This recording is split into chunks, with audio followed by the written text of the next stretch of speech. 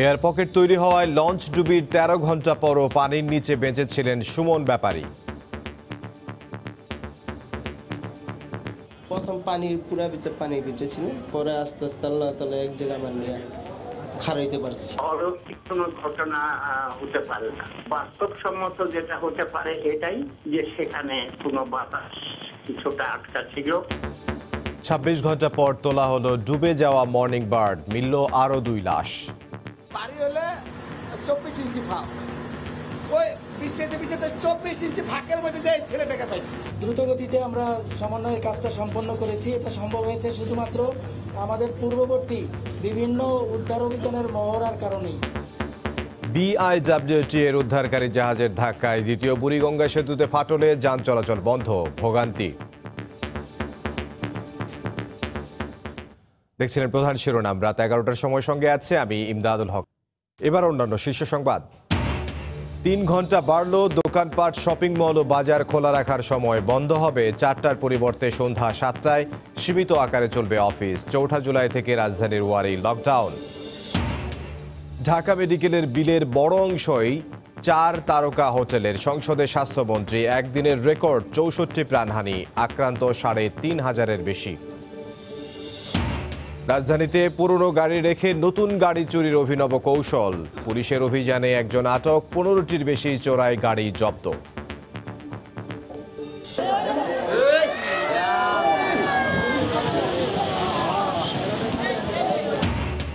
পানি বাড়ায় ময়মনসিংহে নদী ভাঙন, বানের পানিতে প্লাবিত বিভিন্ন জেলার শতাধিক গ্রাম। খাবার ও বিশুদ্ধ পানির সংকট।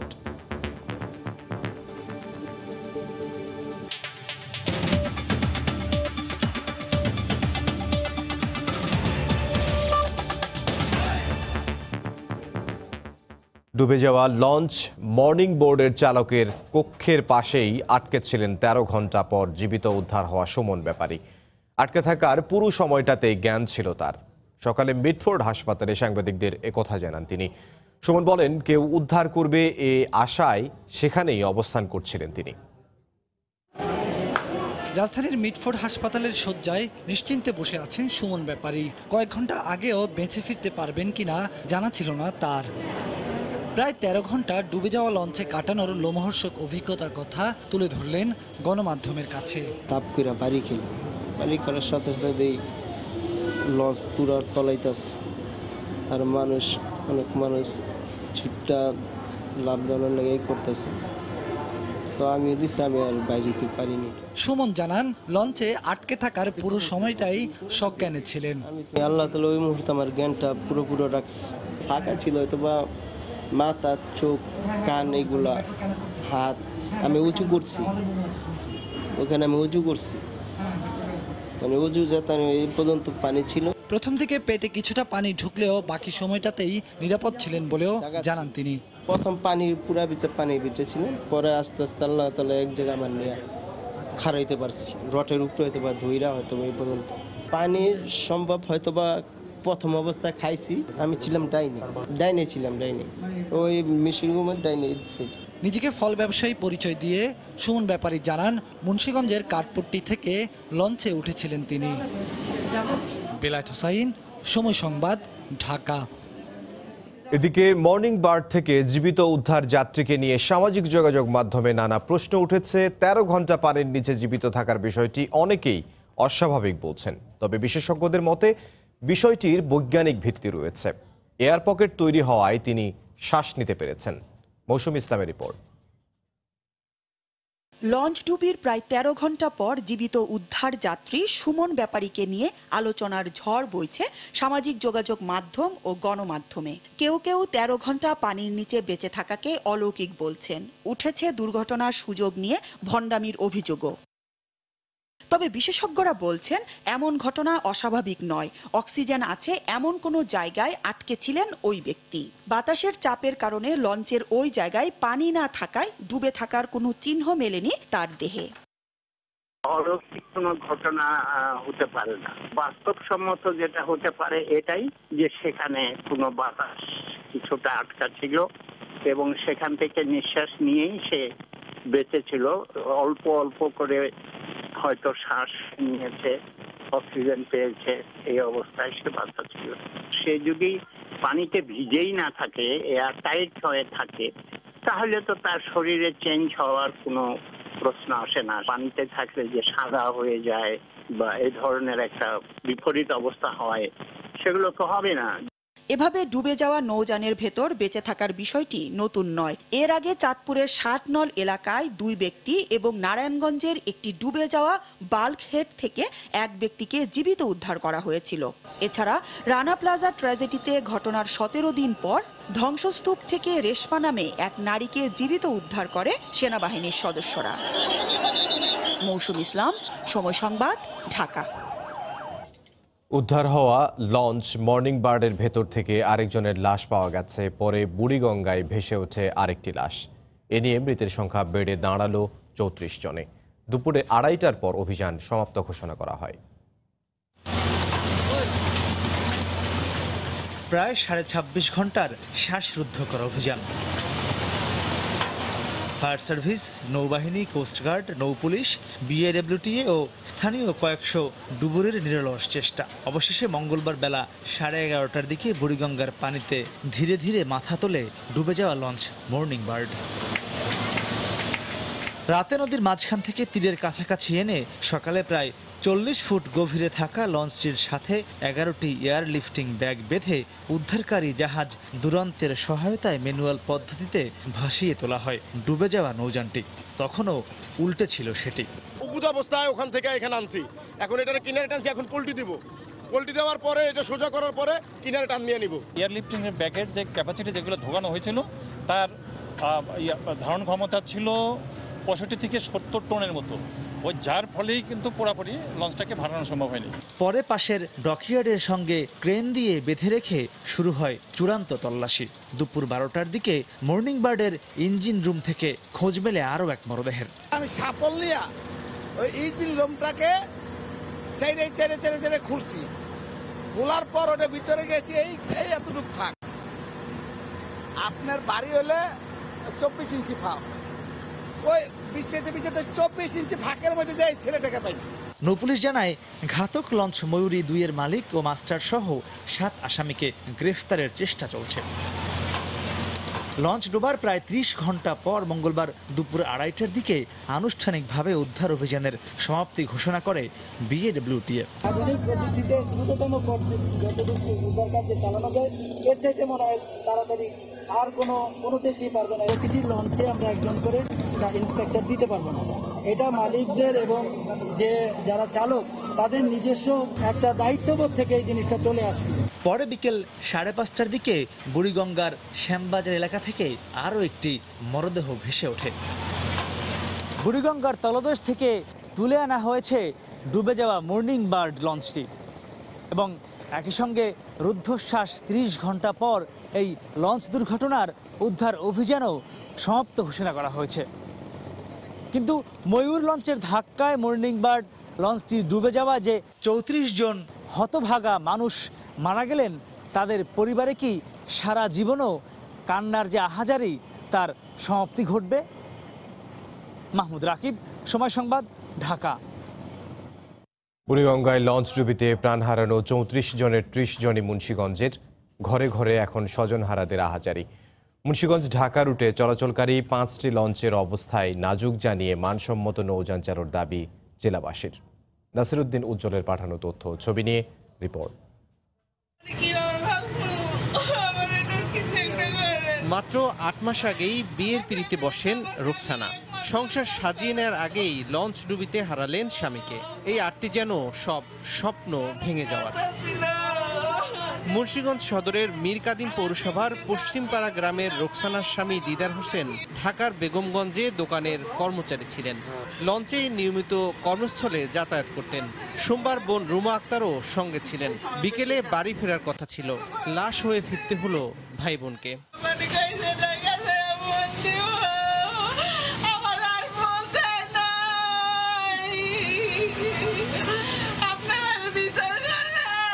লঞ্চ ডুবিতে উদ্ধার হওয়া লাশের মধ্যে বেশিরভাগই মুন্সিগঞ্জের বিভিন্ন গ্রামের বাসিন্দা ছিলেন। ঘরে ঘরে এখন তাই শোকের মাতম। দুর্ঘটনার জন্য দায়ীদের দৃষ্টান্তমূলক শাস্তি চাইলেন তারা। আজকে এতিম হয়ে গেছে, মা নাই বাপ নাই, ওদের কে দেখবে? 8 মাসের বাচ্চা ছিল, 2 বছর ধরে 2 বছর 2.5 বছর ধরে বিয়া করাইছি, চালাইছি, বাবাকে চাললো না, ছেলেটা মারা গেল, এই বিচার কি পাইবো? এদিকে লঞ্চ দুর্ঘটনায় নিহতদের পরিবারকে মানবিক সহায়তার কথা জানিয়েছে জেলা প্রশাসন। 12 জনকে সহায়তা দেওয়া হয়েছে 20,000 টাকা করে। এছাড়া ছোট লঞ্চগুলা যদি না চলে বা এইরকম রিস্কি অবস্থা বা ইঞ্জিনগুলো আরেকটু যদি সারিয়ে মানে আরেকটু চেক আপ করে তারপরে যদি এই লঞ্চগুলাকে করা যায়, মানে নদীতে ছাড়া যায়। মুন্সিগঞ্জ ঢাকা নৌরুটে প্রতিদিন 5টি ছোট লঞ্চ চলাচল করে। সবকটির অবস্থায় নাজুক বলে জানায় জেলা প্রশাসন। সময় সংবাদ, মুন্সিগঞ্জ। 24 ঘন্টা পার হলেও ক্ষতিগ্রস্ত দ্বিতীয় বুড়িগঙ্গা সেতুর মেরামত কাজ এখনো শেষ হয়নি। বন্ধ রয়েছে সব ধরনের যান চলাচল। তবে সেতুর ক্ষতিগ্রস্ত অংশ স্টিলের জাল দিয়ে ঘিরে সীমিত আকারে যান চলাচলের সুযোগ করে দেওয়ার কাজ করছে সংশ্লিষ্ট দপ্তর। এর আগে দুপুরে সেতু পরিদর্শনে গিয়ে সড়ক ও জনপথ বিভাগের বিশেষজ্ঞ দল জানায়, গাফিলতির কারণেই বিআইডব্লিউটি এর উদ্ধারকারী জাহাজ প্রত্যয়ের ধাক্কায় দ্বিতীয় বুড়িগঙ্গা সেতুতে ফাটল ধরে। সদরঘাটের কাছে বুড়িগঙ্গায় ডুবে যাওয়া মর্নিং বার্ড লঞ্চটি উদ্ধারের ঘটনার দিন সোমবার দুপুরে নারায়ণগঞ্জ থেকে ছুটে আসে উদ্ধারকারী জাহাজ প্রত্যয়। কিন্তু পোস্তগোলার বুড়িগঙ্গা সেতুর নিচ দিয়ে আসার সময় জাহাজের ধাক্কায় সেতুর মাঝামাঝি জায়গার গার্ডারের অংশে ফাটল দেখা দেয়। এতে সোমবার রাত 8টার পর সেতুর উপর দিয়ে সব ধরনের যান চলাচল বন্ধ করে দেওয়া হয়। সেতুর 4টি লেন বন্ধ থাকায় দিনভর হাসনাবাদ, পোস্তগোলা ও বাবুবাজার ব্রিজ এলাকায় তীব্র যানজটের সৃষ্টি হয়। সেতু পার হতে পায়ে হেঁটে চলাচল করতে হচ্ছে সাধারণ মানুষকে। আমাকে 3 মাইল যেতে হবে, হেঁটে আবার ওদিকে আবার নদীর ওই দিয়ে আবার ডানে যেতে হবে। ঠিক আছে, আমাদের তো কষ্টই হবে। আগে যে মিলে সুবিধা ছিল ওই মিলে সুবিধা নেই, যাওয়া কষ্ট। ব্রিজটা ভাঙার জন্য মনে করেন আমাদের সবার অনেক কষ্ট হইতেছে যাওয়ার জন্য। এদিকে সেতু দ্রুত মেরামতে কাজ চলছে। আর রাতেই সেতুর একটি লেনে যানবাহন চলাচল শুরু হওয়ার আশা করেছেন নির্বাহী প্রকৌশলী। কাজ শেষ হয়ে গেলেই আমরা গাড়ি ছেড়ে দেবো একটু কন্ট্রোলড ওয়েতে, মানে আগে যেভাবে গাড়ি চলেছে বিষয়টা সেরকম না। আমরা একটা লেন বন্ধ রেখে দুই পাশে বাকি যে 2টা লেন আছে সেই 2টা লেন দিয়ে গাড়ি ছেড়ে দেবো। এর আগে চালকও যারা দায়িত্বে ছিলেন তাদের গাফিলতিতেই বিআইডব্লিউটি এর উদ্ধারকারী জাহাজ প্রত্যয়ের ধাক্কায় দ্বিতীয় বুড়িগঙ্গা সেতুতে ফাটল ধরেছে বলে জানায় সড়ক ও জনপথ বিভাগের বিশেষজ্ঞ দল। এহসানুল হক শাওন, সময় সংবাদ, ঢাকা। 3 ঘন্টা বাড়ল দোকানপাট, শপিং মল ও বাজার খোলা রাখার সময়। সারা দেশে বিকেল 4টার পরিবর্তে সন্ধ্যা 7টা পর্যন্ত খোলা রাখা যাবে দোকান। মঙ্গলবার রাতে মন্ত্রিপরিষদ ও জনপ্রশাসন মন্ত্রণালয় থেকে নির্দেশনা দেওয়া হয়। এছাড়া করোনা পরিস্থিতির কারণে সীমিত পরিসরে যেভাবে অফিস চলছে তা 3 আগস্ট পর্যন্ত বাড়ানো হয়েছে। দেশব্যাপী শপিং মল, দোকানপাট ও হাটবাজার খোলা রাখার সময় 3 ঘন্টা বাড়িয়ে সন্ধ্যা 7টা পর্যন্ত রাখার নতুন নির্দেশনা দিয়েছে জনপ্রশাসন মন্ত্রণালয়। গত কয়েকদিন ধরে দোকান মালিক সমিতি সকাল 10টা থেকে বিকাল 4টার পরিবর্তে রাত 8টা পর্যন্ত দোকান খোলা রাখার আবেদন করে আসছিল। এরই প্রেক্ষিতে মঙ্গলবার রাতে 1 জুলাই থেকে 3 আগস্ট পর্যন্ত দেশব্যাপী শপিং মল, দোকান ও হাটবাজার সকাল 10টা থেকে সন্ধ্যা 7টা পর্যন্ত খোলা রাখার নির্দেশনা দেয় মন্ত্রণালয়। বেচাকেনার সময় পারস্পরিক দূরত্ব বজায় রাখা সহ স্বাস্থ্যবিধি কঠোরভাবে মেনে চলারও কথা বলা হয় প্রজ্ঞাপনে। একই সঙ্গে স্বাস্থ্যবিধি মেনে সীমিত পরিসরে সরকারি বেসরকারি অফিস আগামী 3 আগস্ট পর্যন্ত খোলা থাকবে। পূর্বের মতোই অফিস ও অর্থনৈতিক কর্মকাণ্ড সীমিত আকারে চলবে। আর দোকানপাট সকাল 10টা থেকে সন্ধ্যা 7টা পর্যন্ত খোলা থাকবে, দোকানপাট ও বাজার। যেটা আগে 4টা পর্যন্ত ছিল, 4টা পর্যন্ত ছিল। হ্যাঁ, আচ্ছা, এটা কি পুরো বাংলাদেশে সব জায়গায়? সব জায়গাতে। এদিকে সরকারের পক্ষ থেকে এমন সিদ্ধান্তকে স্বাগত জানিয়ে ব্যবসায়ী নেতারা মালিক ও কর্মচারীদের যথাযথভাবে স্বাস্থ্যবিধি মেনে ব্যবসা প্রতিষ্ঠান পরিচালনার নির্দেশ দেন। আমরা এর আগেও বলেছিলাম যে আসলে দুপুর বিকেল 4টা পর্যন্ত যখন আমাদের মার্কেট সমূহ চলে তখন কিন্তু কাস্টমারদের এক ধরনের তাড়াহুড়া থাকে, আমরা স্বাস্থ্যবিধি মেনে চলতে পারি না। স্বাস্থ্যবিধি মেনে আমরা কিভাবে চলবো এই জিনিসগুলি আমরা মেনে চলবো ইনশাআল্লাহ। গত 31 মে থেকে 15 জুন পর্যন্ত স্বাস্থ্যবিধি মেনে সীমিত পরিসরে অফিস খুলে দেওয়া হয়, চালু করা হয় গণপরিবহন। পরে তা বাড়িয়ে 30 জুন পর্যন্ত করা হয়। সেই সময়সীমা শেষ হওয়ায় 1 জুলাই থেকে নতুন নির্দেশনা জারি করা হলো। কাজল আব্দুল্লাহ, সময় সংবাদ, ঢাকা। আগামী 4 জুলাই থেকে রাজধানীর ওয়ারি 41 নং ওয়ার্ড লকডাউন করার ঘোষণা দিয়েছে ঢাকা দক্ষিণ সিটি কর্পোরেশন। যাতায়াতের জন্য খোলা থাকবে 2টি পথ। বিকেলে নগর ভবনে লকডাউন বাস্তবায়নকারী সংশ্লিষ্টদের সঙ্গে বৈঠক শেষে এ তথ্য জানানো হয়। লকডাউন থাকায় ওয়ারী এলাকায় সাধারণ ছুটি ঘোষণা করে প্রজ্ঞাপন জারি করেছে জনপ্রশাসন মন্ত্রণালয়। ঢাকা উত্তর সিটির রাজাবাজারের পর এবার লকডাউন করা হচ্ছে দক্ষিণ সিটির ওয়ারী। ৪১ নং ওয়ার্ডের ৮টি সড়ককে রেড জোন চিহ্নিত করে আগামী ৪ জুলাই ভোর ৬টা থেকে ২১ দিনের জন্য লকডাউন করা হবে। মঙ্গলবার বিকেলে নগর ভবনে বৈঠক শেষে ঢাকা দক্ষিণ সিটি কর্পোরেশনের মেয়র ব্যারিস্টার শেখ ফজলিনুর তাপস এই ঘোষণা দেন। তিনি বলেন, লকডাউনের কারণে এলাকাবাসীর যেন কোনো অসুবিধা না হয় সে ব্যাপারে খেয়াল রাখা হবে। আগামী ৪ জুলাই ২০ আষাঢ় থেকে আরম্ভ করে শনিবার ১০ই শ্রাবণ ২৫ জুলাই পর্যন্ত ২১ দিন আমরা এই লকডাউনটি আমরা বাস্তবায়ন করব। স্বাস্থ্য অধিদপ্তর, IATCR সহ সিভিল সার্জন সহ সার্বক্ষণিক তারা এই ব্যাপারে তদারকি করবে এবং সেবাগুলো পৌঁছে দিবে। ওয়ারীর ৮টি সড়কে লকডাউনের ঘোষণাকে স্বাগত জানিয়ে অনেকেই বলছেন, সাময়িক অসুবিধা হলেও বৃহৎ স্বার্থে সবাইকে লকডাউন মানতে হবে। লকডাউনকে সুন্দরভাবে আমরা সফল কাম করতে পারি, এই জন্য আমাদের ৪ তারিখের আগেই নিজের প্রয়োজনীয় জিনিসগুলো আমরা ঘরে এনে রাখবো। অবভিয়াসলি স্টেপটা খুবই ভালো এবং সবার বেটারমেন্টের জন্য হলে দিস ইজ ভেরি গুড। আরও 10 জনের জায়গায় যেন না ছড়ায় জিনিসটা, সেদিকে ভালো হবে। তবে আরও আগে ওয়ারীকে লকডাউন করলে করোনা আক্রান্তের সংখ্যা কম হতো বলেও মনে করেন এলাকাবাসী। ওবায়দুল্লাহ মামুন, সময় সংবাদ, ঢাকা। কোভিড ব্যবস্থাপনায় মন্ত্রণালয়ের কোনো সমন্বয়হীনতা নেই দাবি করে সংসদে স্বাস্থ্যমন্ত্রী বলেছেন, ঢাকা মেডিকেলের ২০ কোটি টাকা বিলের বেশিরভাগই 4 তারকা হোটেলের। হাসপাতালের পরিচালক বলেন, প্রায় ৪,০০০ কর্মীর 2 মাসের থাকা খাওয়া সহ অন্যান্য ব্যয়ও ছিল বিলের অন্তর্ভুক্ত। রাশেদ লিমনের রিপোর্ট। কদিন ধরেই গণমাধ্যম ও সামাজিক যোগাযোগ মাধ্যমে আলোচনায় ঢাকা মেডিকেল কলেজের চিকিৎসক নার্সদের খাবারের খরচের বিষয়টি। দেখা যায় 2 মাসে খাবারের বিলই ধরা হয়েছে ২০ কোটি টাকা। 2টি রুটির দাম ৬,০০০, একটি কলার দাম ২,০০০, একটি ডিম ২,০০০, একটি অন টাইম প্লেট ১,০০০ ও একটি টিস্যুর দাম ১১১ টাকা দেখানো হয়েছে। এমন তথ্য ভাইরাল হয়েছে।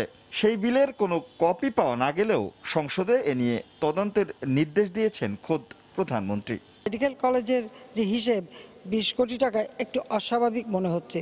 যাদের নিয়ে এত কথা, মহামারীতে দায়িত্ব পালনকালে কেমন আছেন সেই ফ্রন্টলাইনাররা?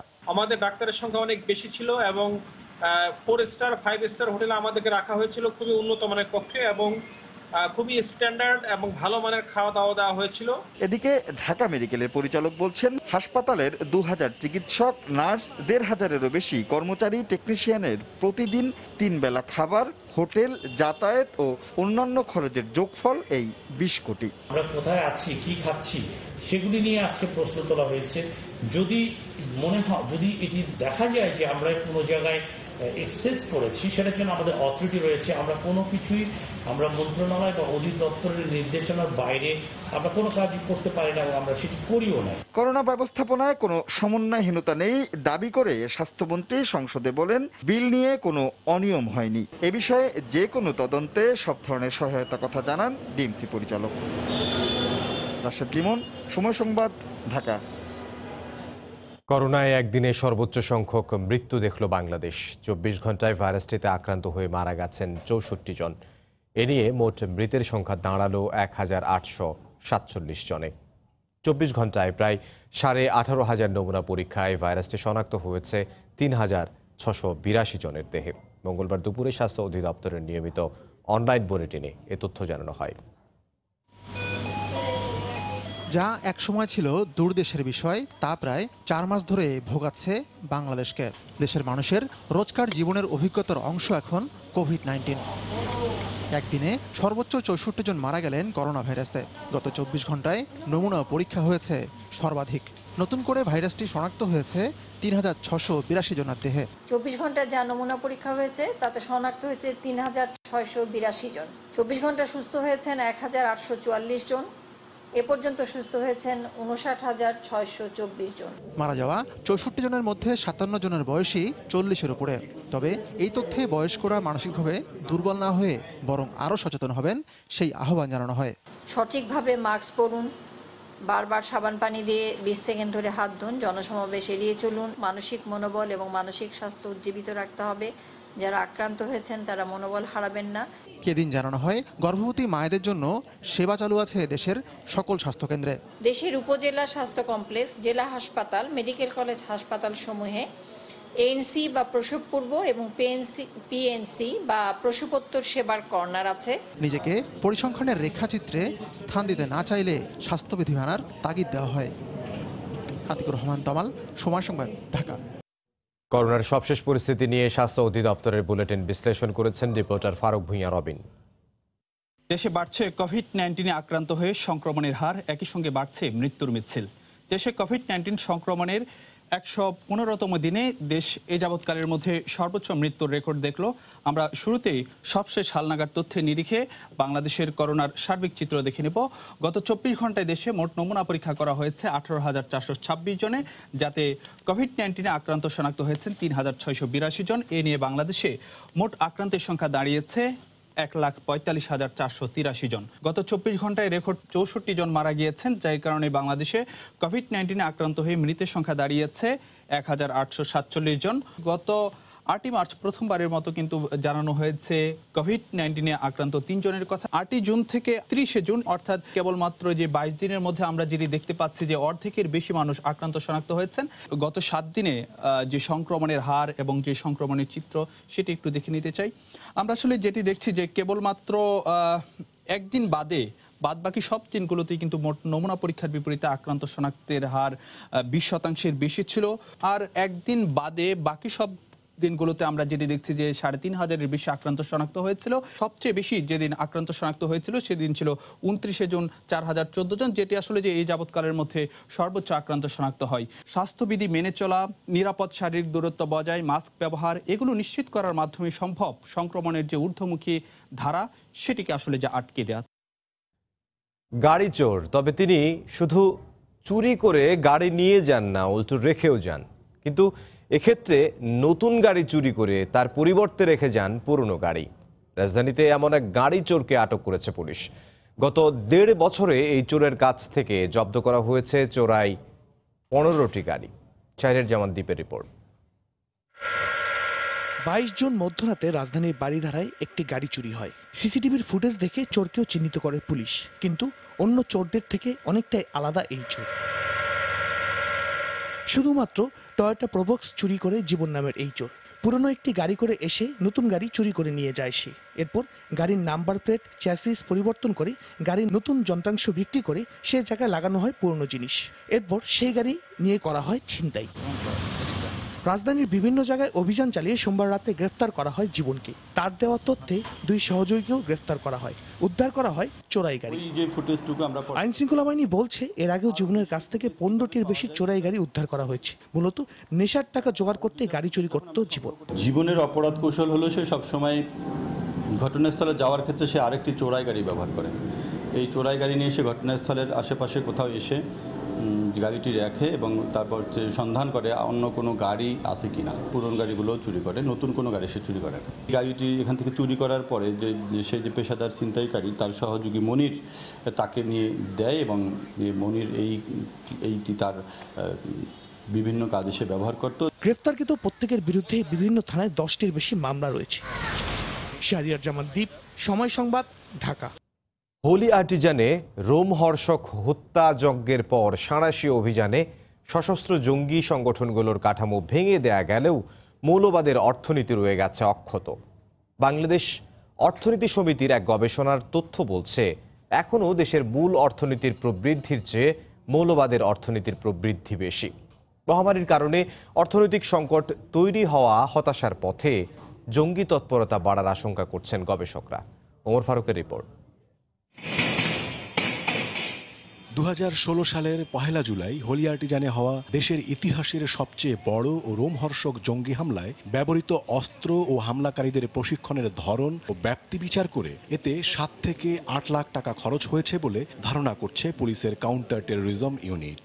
তবে মূল পরিকল্পনাকারী তামিম চৌধুরী ও অর্থ সংগ্রাহক বাশারুজ্জামান চকলেট অভিযানে নিহত হওয়ায় এ জঙ্গি হানার অর্থায়নের সামগ্রিক চিত্র সম্পর্কে তদন্ত শেষেও অন্ধকারে সংস্থাটি। তবে বিভিন্ন সময় জঙ্গি সংগঠনগুলোর আর্থিক প্রতিষ্ঠান গড়ে তোলার চেষ্টার তথ্য রয়েছে তাদের কাছে। 8 লক্ষ টাকা খরচ হলেও এই 8 লক্ষ টাকা সুনির্দিষ্ট কোনো জায়গায় বা শুধুমাত্র হোলি আর্টিজান অ্যাটাকের কারণে কোনো জায়গা থেকে আসেনি। অর্থনৈতিক কাঠামোটা গড়ে তোলার জন্য যে সময় দরকার ওই সময়টা তারা আসলে পায়নি। 90 জেএমবির যে অর্থ, এই অর্থের সবগুলো উৎস আমরা চিহ্নিত করতে পারিনি। এখানে আমাদের কিছুটা সমস্যা হয়েছে। বাংলাদেশ অর্থনীতি সমিতির সাম্প্রতিক এক গবেষণা বলছে দেশের সাম্প্রদায়িক শক্তি একটি ত্রিভুজের মতো সংগঠিত, যার শীর্ষবিন্দুতে কর্পোরেট হেডকোয়ার্টারের মতো আছে ধর্মের সাইনবোর্ডধারী রাজনৈতিক দল, আর তলে আছে সশস্ত্র জঙ্গি সংগঠন ও মৌলবাদের অর্থনীতি। তাদের গবেষণার তথ্য বলছে আর্থিক, স্বাস্থ্য, শিক্ষা, রিয়েল এস্টেট সহ বিভিন্ন খাতে 2019 সালে মৌলবাদের অর্থনীতির নিট মুনাফা আনুমানিক 4,262 কোটি টাকা, আর গত 40 বছরে পুঞ্জীভূত নিট মুনাফা 3 লক্ষ কোটি টাকারও বেশি। দেশের মূল অর্থনীতির বার্ষিক প্রবৃদ্ধি যেখানে 7.5 থেকে 7.8%, মৌলবাদের অর্থনীতির ক্ষেত্রে তা 9 থেকে 10%। এদেরকে যতই আপনি মাঠে দমন করুন না কেন, এগুলো তো রক্তবীজের মতো, মূলটা রয়ে গেছে। আপনি ডালপালা ছেটে দিচ্ছেন, একটা বড় গাছের ডালপালা ছেটে দিলে গাছটা আরো শক্তিশালী হয়। কিন্তু এদিকে বাংলাদেশ ব্যাংকের আর্থিক গোয়েন্দা ইউনিট বলছে আর্থিক চ্যানেল ব্যবহার করে জঙ্গি অর্থায়ন হচ্ছে কিনা তার বাইরে নজরদারির সুযোগ নেই তাদের। অন্যদিকে কাউন্টার টেরোরিজম বলছে তদন্ত সংস্থা হিসেবে ঘটনাভিত্তিক লেনদেনের বাইরে বৃহৎ আকারে মৌলবাদী অর্থনীতির স্বরূপ উদ্ঘাটন তাদের কাজের আওতায় পড়ে না। অর্থনীতি সমিতি এটা অনেক ব্রড স্পেকট্রাম হিসেবে তারা দেখছে, তো ফলে তাদের এর সাথে আমাদের তদন্তের যে মানে পদ্ধতি, কলা কৌশল সেটি ভিন্ন। ব্যাংকের বাইরে কিংবা ইয়ের বাইরে কি করে না করে সেগুলো তো আমাদের তো নাই। তাহলে প্রশ্ন থেকেই যায়, এই দুই সংস্থার এখতিয়ারের বাইরে যে মৌলবাদী অর্থনীতির কথা বলা হচ্ছে তা কি নজরদারির বাইরে থেকে যাবে? ওমর ফারুক, সময় সংবাদ, ঢাকা। পানি বাড়ার সঙ্গে সঙ্গে ভয়ঙ্কর হয়ে উঠছে ব্রহ্মপুত্র নদ। গত কয়েকদিনের অব্যাহত ভাঙনে বিলীন হয়েছে ময়মনসিংহের বিস্তীর্ণ জনপদ। ফসলি জমি, গাছপালা ও বসত ভিটা হারিয়ে মানবেতর জীবনযাপন করছেন ক্ষতিগ্রস্তরা। হারুনুর রশিদের রিপোর্ট, ছবি তুলেছেন সাইমা কন্দ। চোখের পলকেই ভেঙে পড়ল গাছপালা, তারপর তা গিলে খেল সর্বনাশা নদ। বিলীন হলো মাথা গোজার ঠাইও। চেয়ে চেয়ে দেখা ছাড়া কিছুই করার নেই নিঃস্ব নদ পারের অভাগা মানুষ। উজানের ঢলের পানি পেয়ে আরও উতলা ময়মনসিংহের ব্রহ্মপুত্র নদ। বেড়েছে ভাঙনও। ভিটেমাটি হারানো মানুষের আহাজারি ঈশ্বরগঞ্জের মরিচারচর গ্রামের সর্বত্র। গত কয়েক বছরে ভিটেমাটি হারিয়েছে 5 শতাধিক পরিবার। সব কিছু নিচে গা ফুল আনলে সার রাত এনে বইতেই আমরা নিগতি, আমরা কিচ্ছু অনেক থাকতারি না, চলতারি না। 1000 ফ্যামিলি ইতিমধ্যে বাড়িঘর ছাড়া হয়ে গেছে। 5টা মৌলিক উদ্যোগ করতে আমাদের পায়ের নিচে কোনো মাটি নাই। ক্ষতিগ্রস্ত অনেকেই ঠাঁই নিয়েছেন অন্যের বাড়িতে। মানবেতর জীবনযাপন করলেও কোনো সহায়তা মিলছে না বলে অভিযোগ তাদের। ভাঙন রোধে স্থায়ী বাঁধ নির্মাণ ও নকশা পরিবর্তন করে পুরাতন ব্রহ্মপুত্র নদ খননের দাবি এলাকাবাসীর। সরকার খরচ করে পানি উন্নয়ন বোর্ড থেকে যে করতেছে, এটা কোনো ভ্যালুয়েশন হচ্ছে না। দপ্তর কর্তৃপক্ষের কাছে অনেক উজোর আপত্তি করেছি, কিন্তু আমরা এর কোনো ফলপ্রসূ পাই নাই।